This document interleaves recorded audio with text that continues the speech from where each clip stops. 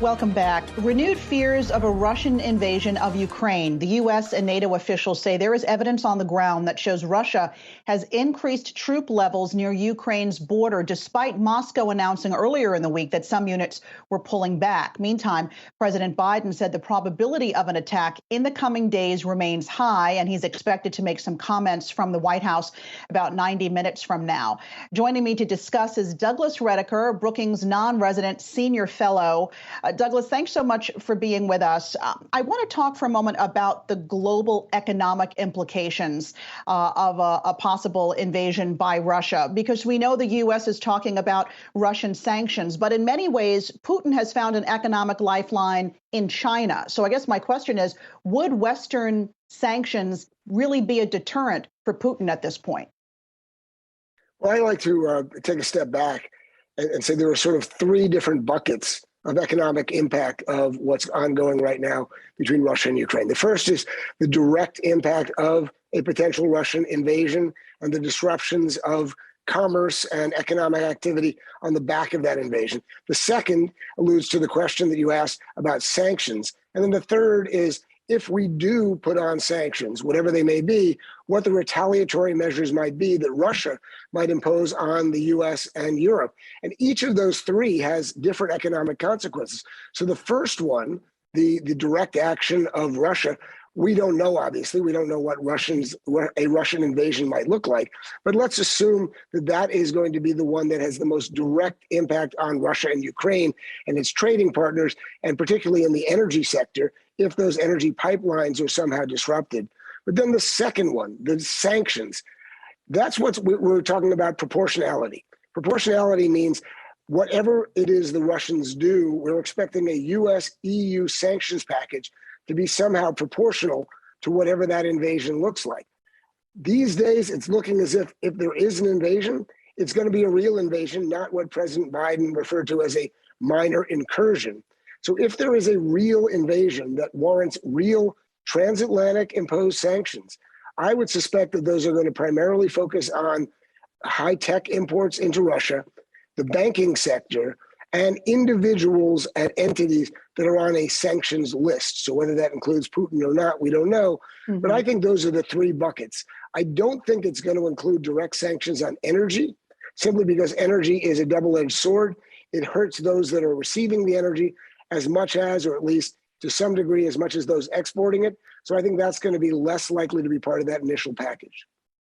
Okay, so what about the possible impact on the food sector? And I ask that because you've got these massive Russian naval exercises right now already threatening to choke off agricultural exports from Ukraine, which I believe is one of the top suppliers in the world of corn and wheat. So if that is cut off and only gets worse in the coming days and weeks, what does that mean for the global supply of corn and wheat and to prices there?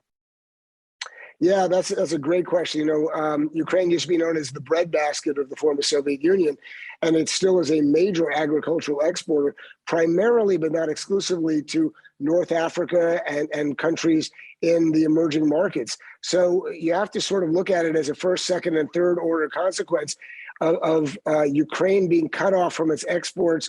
Those countries that normally rely on those imports, what are they going to do? There's probably going to have to be a need to fill those countries' needs for imports, and then where do those imports come from as a substitute for where they would normally go? So I think, yeah, you could certainly look at a second-order consequence of a hike in some food prices, primarily to those countries that are really dependent on Ukraine.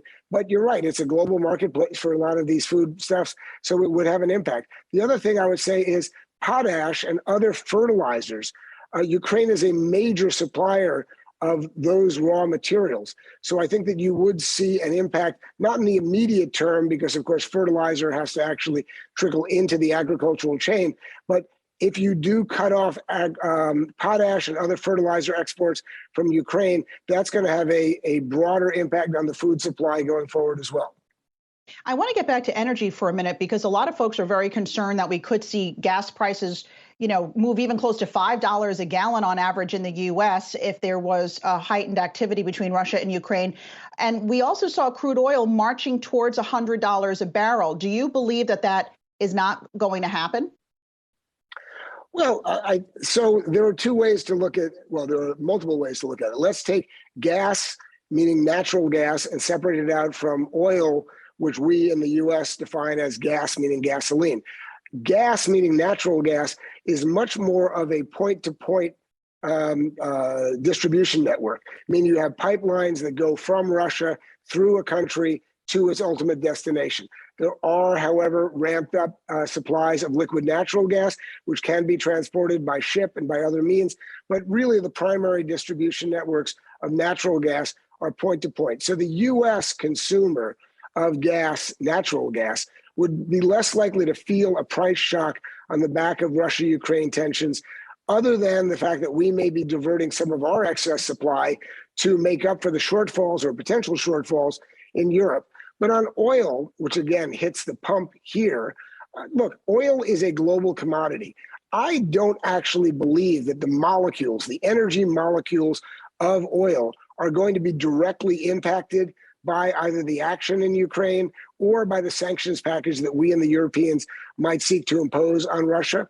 That doesn't mean that supplies are not going to be somehow disrupted by the action itself. But I do think that we are overreacting and thinking that it is going to be a direct sanctions consequence to the price of oil. However, markets don't always focus on those molecules. They focus on the forward-looking fear factor of supply disruptions, and that's where you're going to see the price spike. So my sense is the market is really starting to understand, oh my goodness, a land war in Europe is something we really haven't factored into our thinking for decades. This is going to be disruptive. One of the means by which you're going to see that disruption is going to be energy supplies. But no, I actually don't think you're going to see a direct impact on oil exports from Russia on the back of sanctions. All right, Douglas Rediker, Brookings Nonresident Senior Fellow, thanks for your insights today. We appreciate it.